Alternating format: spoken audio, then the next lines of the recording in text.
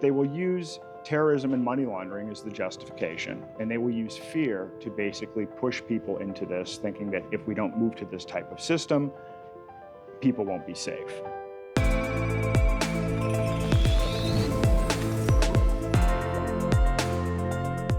Aaron Day, so good to see you again. Great to see you. Aaron and I know each other. I think we first met at, it was a Brownstone event. That's where I think we first sort of ran into each other, but we've known about each other for a while. So we have a huge overlap in terms of what we do in the world. Is, you know, I'm out here saying things are going to change, and you do a root cause analysis of what's happening in the world. And you know what you get down to? Money.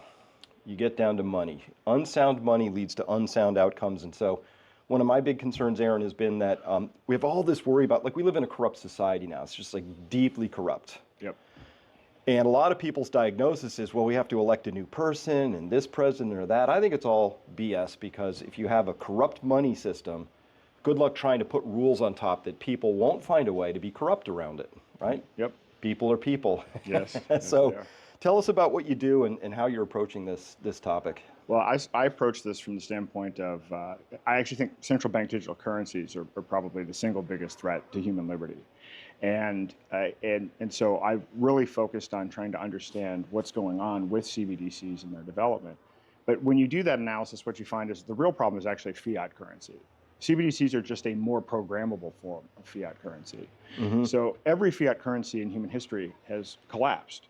There are zero exceptions. Most currencies only last 27 years. So the real issue is states' involvement in money, and that usually leads to printing money or debasing currency, which leads to collapse. So what I've been doing is going around the country doing workshops, going into detail about what's going on with CBDCs globally, why they're being pushed, who's pushing them, and then I go through and kind of terrify people about how advanced the US CBDC is. And then teach people how to do what I've been doing for the last 5 years, which is I've switched off of the dollar and have been using crypto gold and silver for day-to-day transactions. Because I think that's actually the way that we defeat this. We're not going to win at the ballot box. We elect the same people. All right. So let's back up a second, because so many ways to go with that. I want to get to all of them if possible. First, central bank digital currency, CBDC. Yep. What's so bad about them? What are they? What does that even mean? Well, what it means is it's a programmable form of digital money that can be monitored and censored by third parties. Programmable, like, hey, Chris can only spend his money within 5 kilometers of his house? Correct. Is that what you mean? That's exactly right. You can only use your money this way and in these times, and if the government decides they want to stimulate the economy, if you don't use your money, you'll lose it, that kind of thing. And in the future, what it means is it's basically the focal point for complete digital tyranny. So CBDCs will be tied to social credit systems, digital IDs, vaccine passports. This really is the control point for all human behavior. Yeah. Well, I've been experiencing the control form for a long time, because I put out stuff that Google doesn't seem to like. So at first they did actual strikes on my YouTube channel, but then later they would just do these things where I could just feel the nudging, right? Because you would get less views when you talked about some things. You want to know on Twitter still what my number one suppression thing is that I can talk about now? Right. Number one, gets the fewest views. Allegedly 158,000 followers. I could get upwards of 300 views if I tweet about anything critical of the Federal Reserve. That is my most aggressive suppression algorithm. Well, that explains my account. So, you know, I have almost 40,000 followers, but it's the same thing. Yeah, I have found that to be the case as well. Yeah. So, and it's funny because, you know, people want to talk about, oh, Biden made my rent go up threefold. Trump did, you know, all this stuff, and it's neither of those two cats, right? If you want to know why we have inflation, it's the Federal Reserve. That's the headwaters of the Nile. So when you point that out and say, wow, not only that, but under Bernanke and later Jerome Powell and Janet Yellen, they screwed over an entire generation of young people. They said, we're going to reward people who already have homes by making those home prices go up, and we're going to destroy household formation. Nobody voted for this, and that's the headwaters. But when you try and point that out, I'm telling you, that is the most suppressed algorithm moment I can have, is to try and draw that dot over, which people should be outraged about. They should be outraged about. When I realized how serious the CBDC issue was, I actually ran for president to try to elevate this issue. I mean, and how did that go? I got zero media coverage. And I've done political activism for years, and Yep. I've had coverage in a variety of different outlets. I even contacted people that have covered me in the past. No one would touch what I was saying, because my number one theme was basically exit the dollar as a way to halt CBDCs, stop World War III, and end the Fed. That was literally the image that I had on my shirt. That was the thrust of my campaign, and no one would talk about it. I thought at least they'd say, hey, here's this tinfoil hat guy, listen to this outrageous thing. Yeah. They don't even want to ridicule it because they don't want to give these ideas any attention. Yeah, and the reason for that for me is, and by this is a uniparty thing, you would think Democrats would be about it because they're all about the downtrodden. And of course, there is nothing more aggressive than inflation, hurts the downtrodden most. And you would think Republicans would be about it for, ideological reasons, potentially. Neither of them want to touch it because they're both feasting at that same trough, right? Well, they have been. I mean, when you look at the analysis, you see these different charts of what happens when the Republicans control Congress and there's a Democrat in the White House and vice versa. And the truth of the matter is it doesn't change. Spending continues, money printing continues. There's no actual practical difference between the two when you actually look at the numbers. Yeah. All right, so programmable, but it's programmable in all sorts of dimensions, right? Which they could use to both just overtly censor you. So this would be Canadian truckers, we're freezing your bank account. Sorry, you've been a bad boy or girl, you're out. Mark of the beast, kind of, you can't spend your money anymore. But they could also do it in other ways, right? Nudge, nudge, nudge, like you just can't buy pizza, I'm not allowed to buy beer, or, oh, that was a mean tweet, we're gonna have to take 10% off the purchase price that you negotiated for your house. I mean, where does this actually Well, I think where this I think actually where it winds up is there's a kind of a movement to switch from a price-based economy to an energy credit-based system, where everything is going to be tied to kind of your carbon output. And you can see this. There's actually a MasterCard, Doconomy MasterCard, that is co-branded with the United Nations. People voluntarily sign up for this. You have a credit card, and it tracks how much carbon you're using. And if you hit a certain level, it literally cuts off. And now a word from our sponsor. Hey, that's me.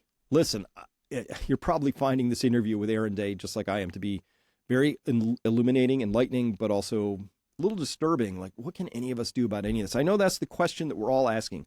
What can I do about any of this? Is there anything?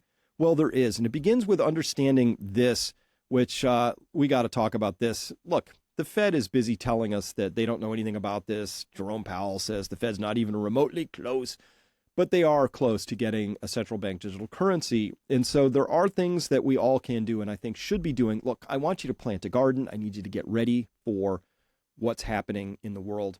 This is resilience, folks. And this resilience isn't just about some stuff that you put in your basement. That's part of the story, but it's just a fragment.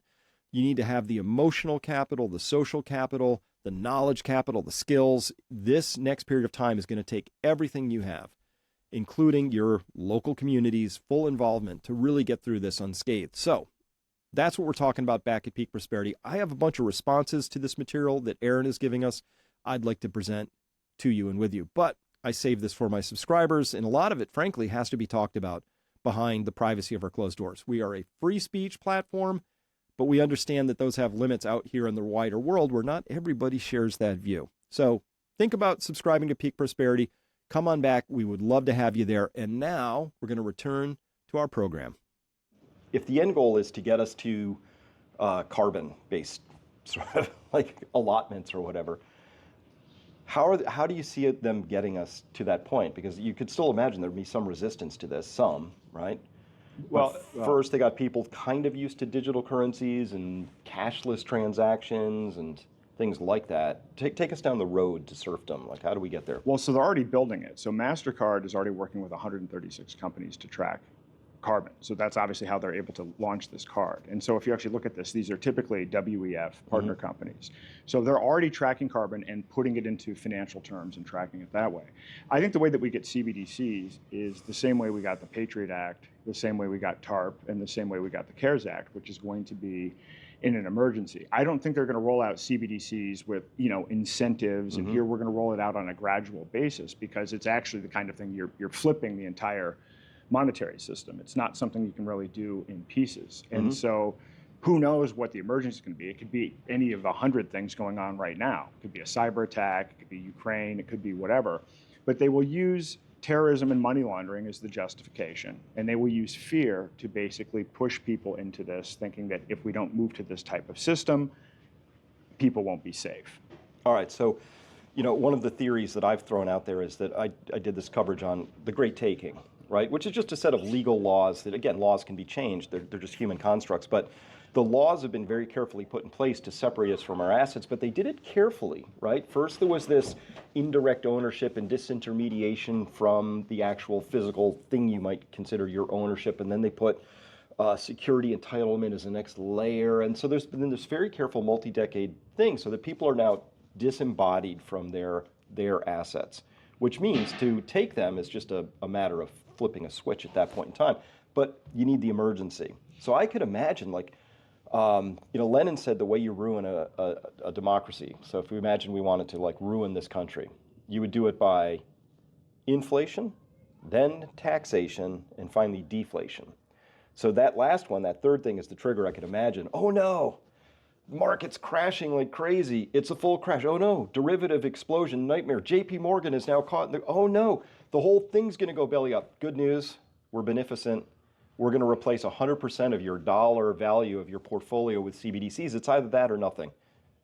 What would you choose? I think you're exactly right. And when I heard your talk about the Great Taking, I actually went on a deep exploration of that. I read David Webb's book, and I've been really kind of digging into this, and it actually dovetails with the CBDC pilots that are actually being developed in the United States. There's one CBDC pilot called Project Hamilton, which is basically the replacement for cash. So this is the thing that when people think about CBDCs. That's out of the Boston Fed? I think I read something on this. It's out of the Boston Fed with MIT's participation and even some Bitcoin developers. So there's a common misconception people have that we're not going to get a CBDC because the government's incompetent. It's actually the wealthiest banks funding the smartest development talent. So that's the retail CBDC. But they're going to launch it with something called Regulated Liability Network, which, well, that's a mouthful. It's a mouthful, and it's a boring name because when you read the document, you'll see why. They're trying to mask what they're trying to do. Regulated Liability Network is basically one ledger that will track all CBDC transactions and all digital asset transactions. What digital assets are we talking about? Well, what we're talking about is, because this is the overlap here, DTCC is one of the people involved in the development of this pilot. So right now we have this. I'm feeling it now. You feel it now. So right now we have the system where stocks and bonds, right, are through the current system. People don't own it through custodians, but it uses centralized databases. They're going to basically tokenize our stocks and bonds and put those assets on a ledger tied to CBDCs that then multiple third parties can monitor, track, and censor. So the Great Taking could happen basically with the click of a mouse button when they tokenize all of these assets and put it on this ledger in this way. It'll actually make it even easier. But would they stop with that? I mean, could they tokenize my mortgage? They could tokenize anything. The title to my car? Yes. Anything can be tokenized. Actually, this was an area that I took personal interest in from the freedom side of it. I was interested in the idea that you could tokenize any asset and trade it without third parties, right? Mm-hmm. There are freedom and tyranny aspects to all of this technology. And while that hasn't gotten adoption, they have been working on building these platforms where they're going to kind of force us to digitize all of our assets. And so it's even worse than just they can shut off our money. They can shut off our assets and shut off our ability to trade basically anything that we think we own, whether we own it or not. So, hey, Chris, we would love to see your house close. In order to transfer this title, unfortunately, you have a mean tweet. You're going to have to publicly renounce that? I mean, yes. This is social credit, right? It's that level of social credit. And if you look at what they have in China, I mean, this isn't far-fetched either. I mean, they've been building these kinds of systems. I mean, China has WeChat. If you actually look at the social credit system there, they will track things down to, did you cheat in a video game? So, when you add AI, plus tokenization, plus surveillance, you have the ability to micromanage human behavior at an incredibly fine level of detail. Aaron, do you have a sense of, like, why? Why is this just control freaks being control freaky, or is there some underlying driver you're detecting here that? Is there a clock that's ticking that I don't know about? I think there's a clock that's ticking. I mean, to me, it's actually kind of in plain sight. It's UN Agenda 2030. I mean, there are 17 sustainable development goals. And when you look at those sustainable development goals, I actually went through an intellectual exercise. What if these were elements of a social credit system? What behavior would you measure? What kinds of incentives and penalties would you put in place if your goal and objective was to create a closed system based on energy credits? And when you go through that exercise, it explains a lot of the things that are going on globally, things like trying to ban gas stoves, changes to dietary guidelines. There's this new Lancet diet where you can't eat red meat, but they're going to put in insect protein, or they're going to add sugar or other Seed things, oils and seed oils. And so you can go on and on and on through the entire list. And the most charitable explanation that I have for this is let's give these people credit. I mean, there are all these theories of good versus evil. This is spiritual. I'll take what I think is the least offensive version, but probable, which is, let's say these people actually believe in the scarcity and fear tactics that they're pushing, and they truly believe that the only way to solve these problems and to save all of humanity is to properly apply technology to the human condition. And the only way to do that is for elites to pick the best scientists and engineers. So this is one plausible way where I think you could get to this, where the intent is perhaps not an evil intent. Yeah. But even if the intent isn't evil, the outcome will be disastrous, because you're forcing the limited worldview of the elite on the population and leaving out all other possibilities. Well, this is, I mean, the great battle here is between the real people who are reality based, I think, and abstraction based. Okay, so all of this is being driven by these abstractionists. Now, here's where I'm going to have to get a little subtle. I don't disagree with their diagnosis, because I'm old enough and my name was Nature Boy, and I can tell you the ecosphere, there's no insects, the oceans are stripped, like we have a problem. The way I would approach that in the realist side would be freedom oriented, would be to tell people this is what we're doing. We're not pouring $100 billion a year into regenerative agriculture. We're doing it to blow up Ukraine, right? So there are things we can do, but we're not doing them. And the abstractionist point of view is to say, we'll just control everybody. And that just sounds suspiciously like Marxism, which always comes to the same place. It just doesn't work. And they said, well, we just didn't do it hard enough or good enough. What you're explaining to me sounds like we're just going to get communism right this time because we have the technology. Yes, communism plus AI and tracking. And so this time we'll get it right. This time it'll work. So, yeah. And I mean, I agree with you that there are certainly issues and resource constraints, but I agree that it's the market that's going to figure it out. If it's just and the people that are actually motivating it are really corporate interests, because when you look at these groups like the Trilateral Commission and Bilderberg and Club for Rome, the people that make up those groups are largely the CEOs of Fortune 500 companies, people in academia. It's a very specific, small set of people, and they're pushing an agenda that benefits them heavily financially. Exactly. So, but I would like to parse this, because we can agree on the what, but not the how. So the how they're going about it is all wrong. They're gaslighting us, lying. It's for your own good, citizen. It's just, comrade, your carbon's a little high this month. We're going to ding you, all that. So they're going down the control freak angle. Here's my view. We live in a complex world, a complex economy, and they're going to try and crush it and control it, and it's impossible. They're going to break it, and it's going to be catastrophic, and it will end like every great communist experiment in mass atrocities. That's why I'm sitting here talking to you, because that's what I'm fighting. First, personally, you say we're further along down that path than maybe I thought. All the way at the beginning, you said this is further along than most people understand. How far along are these CBDCs? The technology has been built. So this is the part that, I mean, I stopped my entire life to do this once I realized what was going on. The United States has been working on a CBDC since 2015. And this retail CBDC can already do 1.8 million transactions per second. They've worked out all the technical difficulties. The regulated liability network they've been working on since last year. And so in the conclusion, in the white paper they put together, they said, look, we figured out how to do this technically. It's now just down to marketing and legal, which to me says they're literally waiting for a crisis to wait. Well, now you add to that, President Biden signed an executive order in March of 2022. So it's currently government policy to explore a CBDC while taking a whole of government approach to cracking down on crypto, which they've been doing. They've been arresting my friends. I have one friend, Ian Freeman, who's in federal prison for 8 years. I sat in on the sentencing hearing. And then Roger Ver is another friend. Who charged with what? Charged with selling Bitcoin without a license. Selling Bitcoin without a license. That, at the end of the day, is his crime, selling Bitcoin without a license. They went after Roger Ver for tax fraud on something that's 10 years old. He left the United States. He hasn't been a United States citizen for 10 years. And he wrote a book called Hijacking Bitcoin that explains how Bitcoin had been hijacked from being something that could be used as digital cash to now this store of value. Digital gold.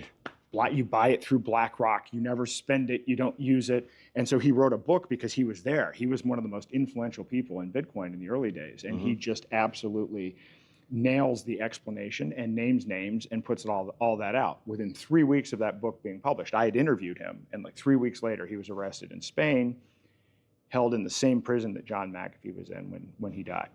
So When he died, yeah. yeah. So, and charged with what exactly? Tax fraud. Tax fraud. But how do you? What law particularly are you familiar? I mean, Well, what they're doing is they're saying that he didn't properly account for his Bitcoin holdings before he left the country. So I guess when you leave the country, you have to sell all your assets and pay a 25% tax, and they're saying that he didn't report some of it. That's the essence of the claim. no statute of limitations on that? I thought there was, but clearly something's going on here. Yeah. Um, Well, I mean, we're discussing it as if laws actually matter. Julian Assange, it wasn't illegal for a journalist to, receive evidence of war crime from a whistleblower. Yep. That's actually well within the journalistic rights in the First Amendment. So it doesn't matter. So we have this lawless society. But this has always been my view: is that people have been telling me, oh, but Bitcoin is the people's choice. I'm like, you don't understand how the government works. It's as long as they will allow it to a point, but then if they don't want to allow it, they can stop it, right? Using any tool they want, is my view. They have hijacked it. So Ian and Roger were two of the earliest people, and that probably spread this message to more people. So people will say, well, you can't confiscate Bitcoin. Well, I mean, the FBI broke into his apartment, took his hardware wallets. The U.S. is one of the largest holders of cryptocurrency, of Bitcoin. They didn't buy it on the open market. They were able to confiscate it. Mm-hmm. So they certainly are able to use a variety of different tools. What a lot of people didn't understand early with Bitcoin is they thought it was anonymous. And it turns out it's not anonymous. It's a blockchain that tracks all of your transactions and then actually stores that database, shares that database on a decentralized basis. So it's all out there. So it's all out there. And now what they're doing is they're using what's called chain analysis technology with AI, and now they're figuring out everybody's transactions. And so now, in a way, it's become a surveillance tool. But it's been marketed as a freedom tool, mm-hmm. and so now it's kind of it's almost a psyop in a way. But interestingly, the same people that funded the technological changes to solidify Bitcoin as digital gold as opposed to something you can use as money, funded all 3 U.S. CBDC pilots. So here's my ticking clock. We're all supposed to pretend that Biden is our president, and people will attempt to argue that it's somehow valid to have this senile, demented individual as leader of the free world, right? So it's just kabuki theater at this point. Obviously, he's not fit for job, right? Fit for purpose. Okay.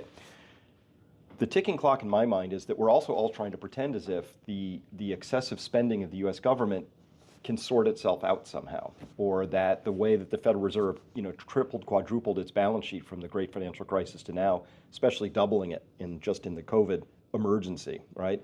That somehow we're supposed to pretend like this is normal and okay. It's not, right? We are coming to the end of this fiat road, and they know it's going to break. That's why they talk about the Great Reset. It's not that they want to press the reset button. It's going to happen. It's just math.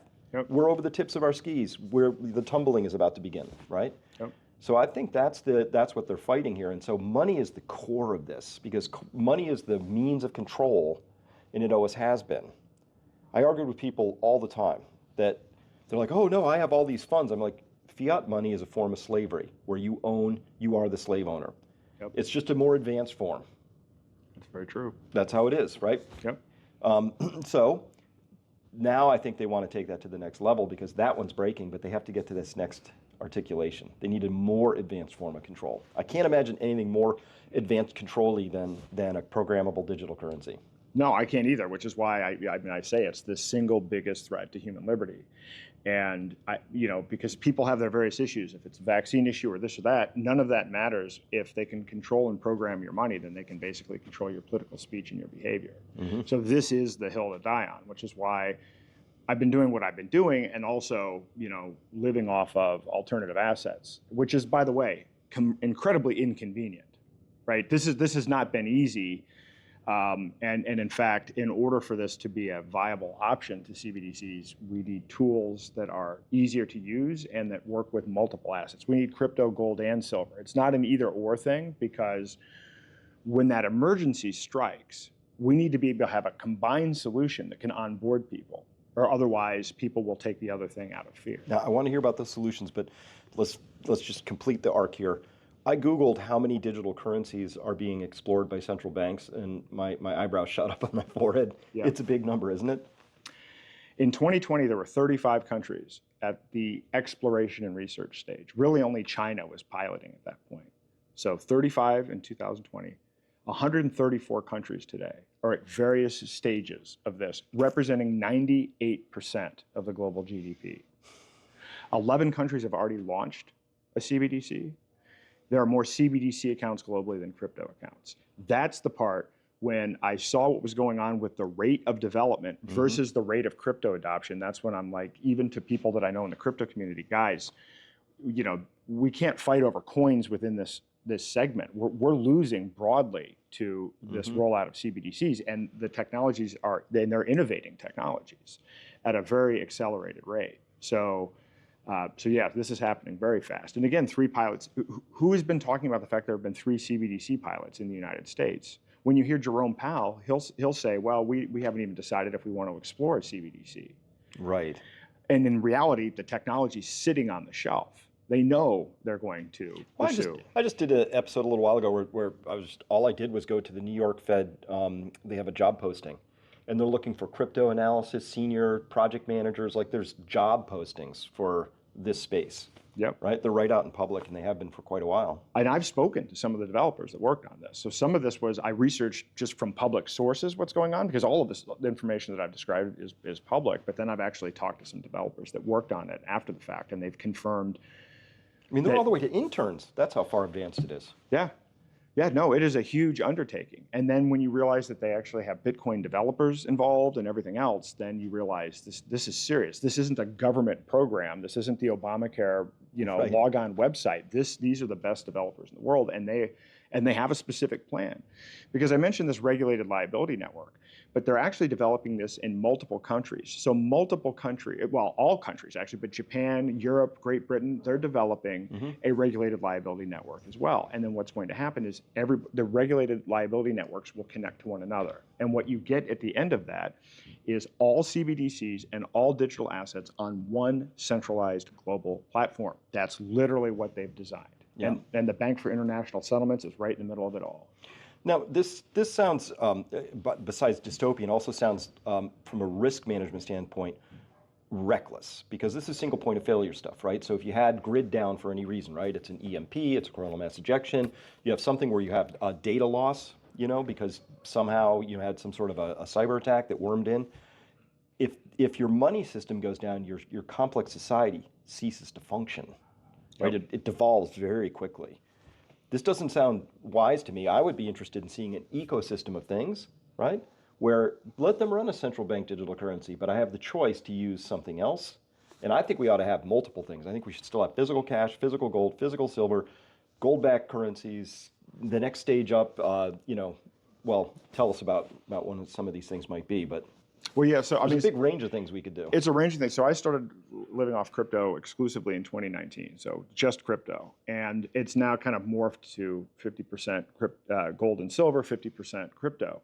And then when I do these workshops, I educate people about CBDCs, but then I give them crypto, I give them a gold back, and then I give them silver, and then explain how to use it. And when you're in a room of 100 people, when you're outside of the Liberty cryptosphere, most people have no idea how to use crypto. They don't even understand that you can use it to buy and sell things. So there's a big disconnect here between the people that are already in it versus what the rest of the world thinks. And the biggest issue for adoption right now is that merchants do not have an easy way to accept multiple payment forms. So typically what's happened in the past is somebody has been an activist that's been involved in one particular coin. They've gone to a small business owner and said, hey, look at how cool this is. This is crypto. And the business owner said, oh, great. I've downloaded a wallet. Now I can take crypto. And then that business shows up on a map somewhere. But at the end of the day, almost no transactions ever transpire. And that's not a solution because, employees of that business can't use it. It's not a real thing. So I'm launching an open source point of sale system and it has to be open source. It's a free offering, not controlled by a corporate entity, so that it can't be shut down, that takes multiple forms of crypto and tokenized gold and tokenized silver. And I'm trying to work out a way where you can actually, the merchant could say, I want to get paid in gold. So they can accept all these multiple payments that goes through a process, and at the end they get tokenized gold that they could then take a card and go to a gold-backed ATM or could actually redeem for physical metals. So to me, this is the kind of solution that we need. And it starts with something that is simple for the merchant. Because I talk to people have crypto wallets, but they don't even know that you can use it to buy things, in part because they can't currently buy things. So it's just a speculative asset. If we take this to the next level and make it actually usable, then that could be an alternative. Well, in your example, so if I'm this merchant, I want to go redeem for gold. Yep. Would that mean there's a repository or depository in the state I live in or nearby, or how would that work? There are several ways to go about doing this, and I'm open to exploring all of these. Right? You could work with, Alpine or something like that, which has a repository in Utah. That's too centralized, but it could be part of a solution. You want to work with kind of all of these options. There are even some ideas floating around about how could we empower all of the pawn shops and gold shops across the country on a decentralized basis. Now, how do you have an issue with trusting the issuer and all of that other stuff, and those are things that can be worked out. The thing that I found fascinating: have you seen these gold-backed ATMs? I've only seen pictures of them. I've never actually been to one. So they just recently started to roll them out. So Las Vegas, North Carolina, Florida, I think at Sawgrass Mills Mall just launched one. So I think that's a really cool idea because obviously those you could spring up all over the place. And so the idea of being able to kind of bridge the physical and the digital with ATMs, I think is an interesting approach. But it's an all of the above strategy. You're talking to people now. Let's put this out. If you could ask them to do something, what do we do? Well, this is why I do these workshops, because the gist of it is start moving out of the dollar and moving into gold, silver, and crypto, and just start experimenting and trying to use it. Go to a local merchant and see if they'll accept it. I mean, this is going to be the thing that's going to have to grow by word of mouth and by people just kind of sharing it within their local communities. I give everybody a tip. When I tip in gold backs because it's because people love them, and it's not technology. You don't need to you don't need an account to use it. People love the designs, and then I give them a card with a QR code that takes them to a site that explains what it is and how they can use it. This is the way that we can actually start taking direct action. Where do you get your gold backs from? I get my gold backs from Alpine. I mean, historically, I've actually gotten my gold backs by selling things, and so it's only been recently that I've actually purchased gold backs. But we actually have a gold back store in New Hampshire, so I literally go to the gold back store and pick up gold backs. I also have an account through there, and actually have a debit card that's backed by gold. So that's another interesting model. So I don't want to touch fiat, and frankly, crypto's pretty volatile. So in the 5 years I've been living off of crypto, you might ask, well, how's that going? Well, I keep my burn rate as low as possible, right? Because if crypto's way down, then you don't want to be selling, and then I'll make my capital expenditures when the price goes up, and that's not a lifestyle necessarily everybody wants to jump into. So I've been moving more into gold and silver for the stability aspect. Yeah, well, interesting story on gold and silver right now. I'm astonished to watch how much COMEX continues its old shenanigans, just dumping paper silver on the markets by the boatloads, right? And it was just January, India imported more than 100% of world mine output for the month, right? Just India. And so the scuttlebutt I've heard is that China's moving to a gold-backed currency of some kind, and that India's moving to a silver-backed one, and they're just accumulating like crazy. So I talked to my friends who are tapped into that network, and it is just a hemorrhage of gold and silver leaving the West. So one of my messages to people is, like, this is a before and after story. We're going to continue the charade as long as possible, and you can still buy gold and silver, but eventually there's a square wave function where it just jumps and becomes hideously expensive or unavailable entirely. Right? Yeah, no, and take physical custody. Because and that's of everything, right? I mean, it's kind of like the thing with the great taking. All of a sudden we wake up and we find out we don't own our stocks, we don't own our bonds, we don't own the money in our bank account, we don't own the crypto on our exchanges, and we don't own our data with all these big tech services that we're using. I've updated it. The phrase now is possession is 10/10 of the law. There you go. I like that. Yeah, it is. No, it is. Yeah, I mean, but the trust has been completely eroded. I mean, this is the thing. This red pilling has been really hard for people I know who've come at it kind of late. I've been at it a while. But it's an emotional process because every story you dig into, you find out is a scam. It's a charade. It's not how it was presented. It's a lie, right? But I'm watching this great awakening happening. To me, that's the other part of the ticking clock is they really need to get this story locked back down because they've just lost the vaccine narrative. They've just lost the Ukraine narrative, right? They're starting to lose the 9/11 narrative, the Oklahoma City, like literally all of their narratives are BS. And so I feel like they have to do something before they lose the mass narrative, which is that we're ruled by incompetent people and they got to go. Yep.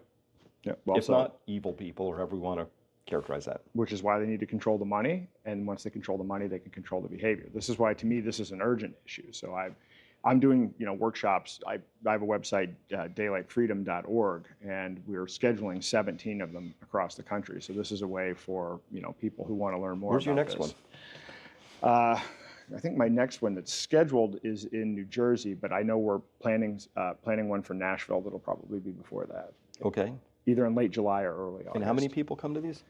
Between 100 and 300. Okay. And they're growing in size. So the first ones were really small. The last one we did was 100, and now we're kind of blowing it up a bit. And how long does the workshop take? It's about a 4-hour workshop. There's a 15-minute break. The first 2 hours are really kind of explaining the situation around CBDCs and the dollar and all of that. And then the last half is hands-on applications and what people can do specifically in terms of individual actions to get out of the system. Great. Well, thank you for doing that. So, wow, 17 this year? At least. I'm not going to stop at that. We're scheduling these based on the demand that's come in from the website, and so we're finding partners and sponsors to help us coordinate the logistics. But I'm not going to stop because truly I believe this is an existential threat. So I'll stop when I stop. Yeah. Now, do you make much of Trump's recent statement that he would stop CBDCs? Does that carry any weight with you? So it was in part based on my conversations with Vivek. He read my book, The Final Countdown, and because I'm in New Hampshire, I was running for president, he's in New Hampshire. I'd previously gotten 17,000 votes here, so we ended up having a number of conversations about this. And so he dropped out in Iowa. And the primary was still contested here in New Hampshire, so between Haley and Trump. And so Vivek said, look, these people in New Hampshire and a lot of these free staters, are really adamant about this issue. And I think that is explicitly what drove Trump to come out and say he's anti-CBDC. Oh, nice. But do I think he'll follow through? I mean, I have a hard time based on the track record last time. I'm a little gun shy on political. He's great on the campaign trail, as we know. Yeah, it's great on the campaign trail. But somebody say, oh, he's going to be the sound money president. I'm like, didn't he print 50% of the dollar? I struggle with some of this, but I can be hopeful, but practically speaking, I think it's down to radical noncompliance and what we can do with our own actions and behaviors. Excellent. Well, we'll be printing the link down below this, obviously, so people can follow that and click on and get to your website. And I just want to thank you so much for what you're doing. It's really important. So thank you for everything you're doing as well. Oh, my pleasure. Great. All right, everybody, thanks for listening. And please follow Aaron Day, everything he's been doing. This is such an important issue that we have going on right now. It's literally, this is the essence of freedom. So as we know, prosperity comes from life, liberty, pursuit of happiness, which themselves come from things like private property rights, privacy, and individual agency out there in the free market. If we don't rescue this now, our children grow up in a pretty dystopian world. And so this is the hill to die on. So thank you again. Thank you. All right, see you next time.